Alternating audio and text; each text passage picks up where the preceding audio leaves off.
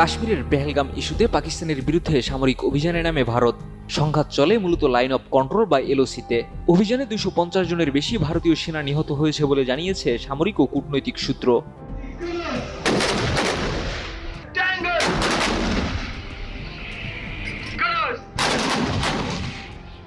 পাকিস্তানের সংবাদ মাধ্যম সামা টিভির এক প্রতিবেদনে বলা হয়েছে, এত বিপুল সংখ্যক সেনা সদস্য নিহত হলেও ভারত সরকার তা স্বীকার করেনি, বরং শুরু থেকেই ক্ষয়ক্ষতির মাত্রা গোপন রাখার চেষ্টা করেছে মোদী প্রশাসন।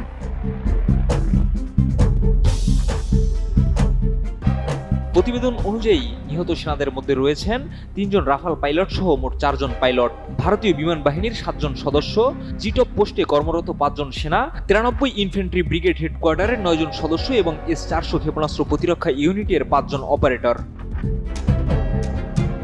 মোনালিসা হেভি ফ্লো 15 পিস প্যাকেটের সাথে 8 পিসের একটি প্যাকেট একদম ফ্রি।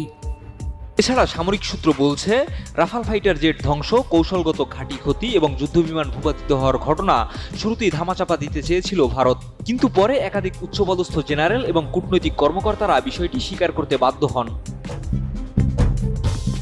এছাড়া নিহত সেনা সদস্যদের পরিবারগুলোর উপর চাপ প্রয়োগ করা হচ্ছে, যাতে তারা সামাজিক যোগাযোগ মাধ্যমে কোনো তথ্য প্রকাশ না করেন। সরকারের লক্ষ্য যে কোনোভাবে তথ্য নিয়ন্ত্রণের মাধ্যমে পরিস্থিতি স্থিতিশীল রাখা।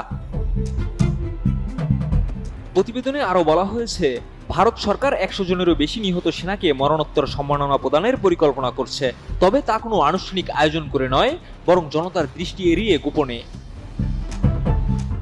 এদিকে পাকিস্তানের দাবি, এই সামরিক সফলতা তাদের অপারেশন বুনিয়ানুম মারসুসের অংশ। অভিযানে একাধিক ভারতীয় যুদ্ধবিমান ধ্বংস করা হয়েছে বলেও দাবি করেছে ইসলামাবাদ। এই তথ্য প্রকাশের পর আন্তর্জাতিক গণমাধ্যমেও শুরু হয়েছে ব্যাপক আলোচনা। শুধু সামরিক সংঘাত নয়, বরং তথ্য সংকট ও গোপনীয়তার কৌশল নিয়েও মোদী সরকারের বিরুদ্ধে প্রশ্ন তুলছেন বিশ্লেষকরা। কিন্তু ভারতের ক্ষয়ক্ষতির পরিমাণ নিয়ে পাকিস্তানের গণমাধ্যমের এই দাবি কতটা নির্ভরযোগ্য তা নিয়ে বিতর্ক থাকলেও তথ্য গোপন রাখার অভিযোগে আন্তর্জাতিক চাপ বাড়ছে ভারত সরকারের উপর।